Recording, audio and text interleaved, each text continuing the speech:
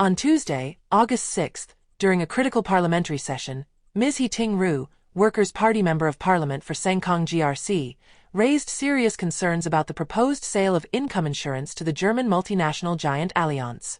Last month, Allianz announced its plans to acquire a majority stake in income insurance for a whopping 2.2 billion Singapore dollars, which translates to about 1.6 billion US dollars. Allianz's offer stands at 40 Singapore dollars and 58 cents per share for 51% of income shares. This deal, which would effectively result in NTUC Enterprise losing its majority control, has sparked significant concerns among the public and experts alike. They worry that income, once known as NTUC income and deeply rooted in its cooperative and social enterprise model, might lose sight of these very principles. This issue dominated question time during Tuesday's parliamentary session.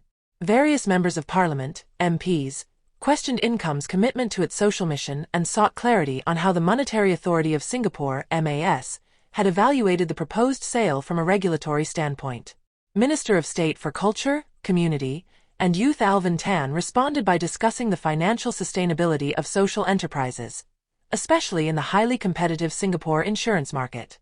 He pointed out that if a social enterprise is financially unsustainable and requires government subsidies, it might necessitate government intervention, which would then need to be funded by taxpayers.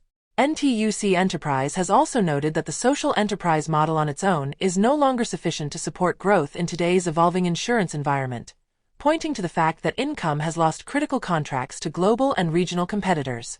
Mr. Tan emphasized that the circumstances under which income was founded in 1970 are vastly different from today's landscape. He further noted that Singapore's insurance market is highly competitive, with many options available to Singaporeans, and the government has significantly strengthened social support systems, offering Singaporeans wider choices and better value in insurance services. Deputy Chairman of MAS, Mr. Chi Hong Tat, added that MAS would hold Income and Allianz accountable for their commitments to existing policies. He reassured that if the proposed deal is approved, the terms and conditions of existing insurance contracts would remain unchanged. Mr. Chi emphasized that a competitive market is the most effective way to meet the insurance needs of Singaporeans and to ensure access to affordable insurance options and good service over the long term. Ms. Ting raised additional concerns about Allianz's corporate governance, referencing a criminal case in the United States where an Allianz subsidiary had pleaded guilty to criminal securities fraud. She questioned whether MAS had thoroughly investigated Allianz's corporate governance and internal controls. In response, Mr. Chi clarified that the Allianz entity involved in the U.S. case is not linked to the one entering the deal with income insurance. He assured that the U.S. Department of Justice's investigation did not reveal any misconduct involving other entities within the Allianz Group, including the one operating in Singapore. The potential impact on employment was another significant concern raised by Ms. He. She highlighted Allianz's announcement of a strategic and operational review aimed at enhancing the value of existing businesses and questioned whether this could lead to redundancies and job losses at Income Insurance, which currently employs about 1,900 people.